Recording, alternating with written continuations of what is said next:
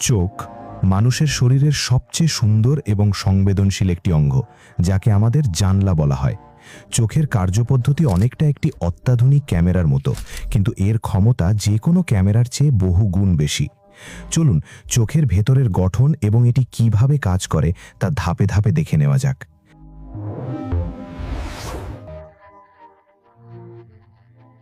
চোখ সুরক্ষিত থাকে আমাদের মাথার খুলির অরবিট বা অক্ষিগোলকের ভেতরে। 6টি শক্তিশালী পেশি বা মাসেল চোখকে নড়াচড়া করতে সাহায্য করে, যাতে আমরা মাথা না ঘুরিয়েও তাকাতে পারি। চোখের বাইরের সাদা অংশটিকে বলা হয় স্ক্লেরা। এটি চোখকে আকৃতি দেয় এবং ভেতরটা রক্ষা করে। চোখের একদম সামনে থাকে স্বচ্ছ একটি পর্দা, যার নাম কর্নিয়া। আলো সবার প্রথমে এখানেই আঘাত করে। কর্নিয়ার ঠিক পেছনেই থাকে এক ধরনের স্বচ্ছ তরল, যা চোখের প্রেসার ঠিক রাখে এবং পুষ্টি যোগায়। চোখের রঙিন অংশটিকে বলা হয় আইরিস।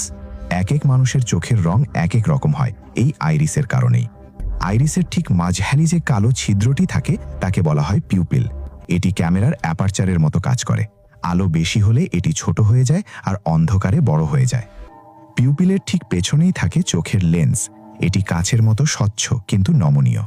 আমরা যখন দূরের বা কাছের জিনিস দেখি, তখন এই লেন্সটি নিজের আকার পরিবর্তন করে ফোকাস ঠিক করে।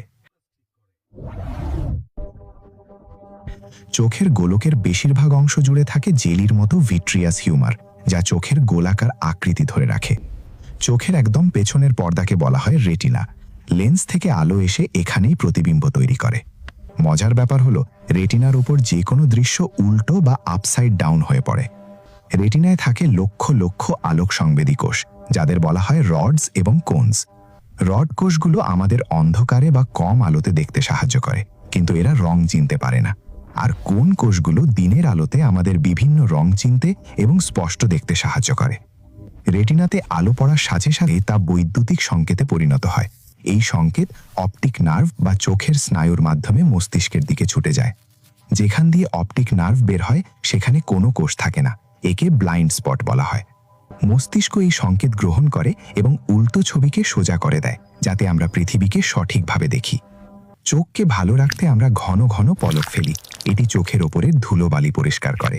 চোখের পানিতে থাকে অ্যান্টিব্যাকটেরিয়াল উপাদান, যা চোখকে জীবাণু থেকে রক্ষা করে এবং ভিজিয়ে রাখে। এবার আসি চোখের সমস্যায়।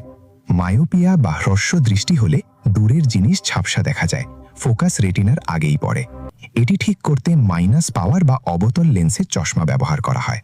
আবার হাইপারোপিয়া হলে কাছের জিনিস ঝাপসা দেখা যায়, তখন ফোকাস রেটিনার পেছনে চলে যায়। যাদের কালার ব্লাইন্ডনেস আছে তাদের রেটিনার